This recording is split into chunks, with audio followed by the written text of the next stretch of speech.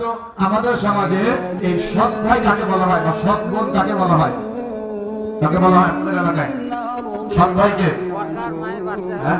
যদি কোনো একজন পুরুষ মানুষ দুইটা বিবাহ করে, দুইজন স্ত্রী যদি চারটা সন্তান থাকে, তাহলে আগের স্ত্রীর পরের স্ত্রীর সন্তানদেরকে সৎ ভাই সৎ বোন বলা সমাজের মানুষ, তাই না?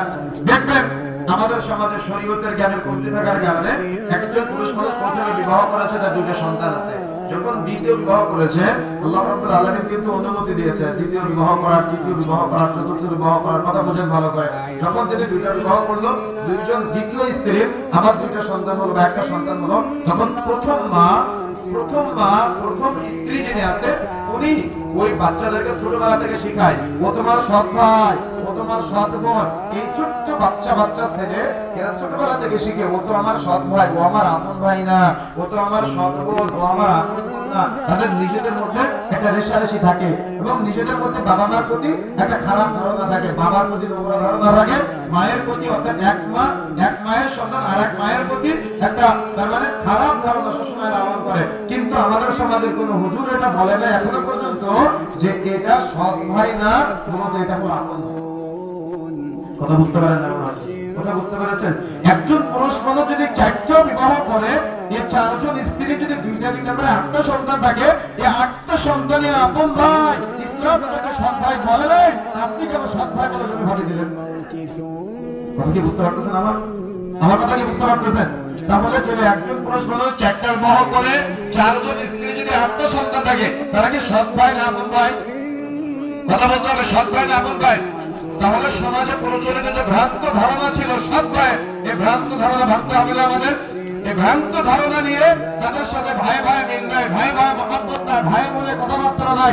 ছোট্ট বাল্যাবস্থা থেকে এরা চিন্তা করে, ও তো আমার সৎ ভাই, ও তো আমার সৎ বোন। নিজেদের মধ্যে রেষারেষি, জমি ভাগাভাগির ক্ষেত্রে ওর কম বেশি এগুলো করার চেষ্টা করে। তবে সৎ ভাইয়ের ব্যাখ্যা ইসলামে আছে। সৎ ভাইটাকে, সৎ বোনটাকে মনে রাখার চেষ্টা করবেন। সৎ ভাই এবং সৎ বোন হলো একজন মহিলার এক জায়গায় বিয়ে হয়েছিল, ভালো করে মনে রাখবেন। একজন মহিলার এক জায়গায় বিবাহ হয়েছিল, সেখানে দুইটা সন্তান হয়েছে। সন্তান হওয়ার পরে ওই মহিলার ওই স্বামীর কাছ থেকে তালাক হয়ে গিয়েছে, তার মানে মেয়েটা তালাক প্রাপ্ত হয়েছে। হওয়ার পরে ওই মহিলার আবার আরেক জায়গায় বিবাহ হয়েছে। হওয়ার পরে ওই স্বামীর ঘরে গিয়ে আবার দুইটা সন্তান হয়েছে। কথা বুঝেন না মনে হয়? তাহলে এখানে মা কয়জন? মা একজন, বাবা কয়জন? বাবা দুইজন। এই দুই বাবার ঘরের সন্তান এরা হলো সৎ, এরা হলো সৎ। বুঝেন না মনে হয়? বুঝতে পেরেছেন? বাবা একজন, মা আলাদা, এরা সব আপন ভাই। আর মা একজন, বাবা আলাদা, এরা হলো সৎ ভাই। কথা ক্লিয়ার? কথা বুঝতে পেরেছেন? এইভাবে আপনারা চূড়ান্ত সিদ্ধান্ত নিয়ে জমি জায়গা, অর্থাৎ ইসলামী শরীয়তের মিরাস বন্টন একটা অধ্যায় আছে আলাদা, যেটা জমি জায়গা ভাগাভাগের অধ্যায়। এভাবে আপনারা সম্পত্তি ভাগ করার চেষ্টা করবেন। তা না হলে সৎ ভাই আর আপন ভাই এই বিষয়টা যদি আপনারা গুলিয়ে ফেলেন তাহলে সমস্যা। তবে আরেকটা মাসালা মনে রাখবেন, একজন ব্যক্তি 40 বছর বয়স, ওর বাবা মারা গেলে ও বলতেছে আজকে বড় এতিম হয়ে গেলাম গো।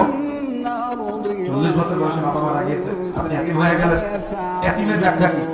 এতিমের ফজিলত যে রাসূলুল্লাহ সাল্লাল্লাহু আলাইহি ওয়াসাল্লাম বলেছেন, এই ফজিলত পাওয়ার জন্য এতিমের ব্যাখ্যা হলো, এতিম হওয়ার জন্য দুইটা শর্ত, মৌলিকভাবে দুইটা শর্ত। এক, এতিম যেটা নাবালক হতে হবে। দুই, যদি বাবা মারা যায়। আমাদের সমাজ যদি কারোর মা মারা যায় তাকে বড় এতিম বলা হয়, কিন্তু মা মারা গেলে তাকে এতিম বলা হয় নাই। বরং যদি কারোর বাবা মারা যায় আর ছেলেটা বা মেয়েটা নাবালক হয় তাহলে সেই এতিম। এই এতিমকে আপনি লালন পালন করলে কি ফজিলত আছে? দেখেন, আমরা জানি মসজিদে দান করা পৃথিবীর সবচেয়ে বড় নেকির কাজ, বলেন আমরা। কিন্তু আপনি কি জানেন, আমি এটাকে ছোট করতেছি না, তবে এর চাইতে ফজিলতপূর্ণ আমল আছে। সুবহানাল্লাহ।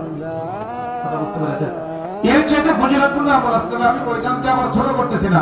ফজিলতপূর্ণ আমলটা হলো আপনি মসজিদে দান করলে আপনার জন্য জান্নাতে ঘর হবে, এটা অনেক বড় ফজিলত। তবে আপনি যদি এতিম লালন পালন করেন, আপনি জান্নাতে যাবেন তো যাবেন, আপনি রাসূলের সাথে জান্নাতে থাকার সৌভাগ্য অর্জন করতেছেন। সুবহানাল্লাহ। কি বুঝলেন? আকাঙ্ক্ষা আছে হৃদয়ে যে আমি কিয়ামতের মাঠে আল্লাহ রাসূল বলেছেন কিভাবে দুই আঙ্গুলের ন্যায় একসাথে, রাসূল বলেছেন আমি আর যে ইয়াতিম লালন পালনকারী ব্যক্তি আছে সেভাবে একসাথে জান্নাতে থাকবো। সুবহানাল্লাহ। আকাঙ্ক্ষা যদি জন্য হয় যে আমি কিয়ামতের মাঠে রাসূলের সাথে জান্নাত থাকতে চাই। যদি আপনার আকাঙ্ক্ষা জন্ম হয় তাহলে আপনার আশেপাশে যত ইয়াতিমখানা আছে এই ইয়াতিমখানাগুলোতে একটা ইয়াতিমের 1 মাসের পোশাকের চাহিদা, 1 বছরের পোশাকের চাহিদা বা কোনো একদিন তাকে একটু খাবার কিনে দিয়ে তার মনকে খুশি করার চেষ্টা করবেন।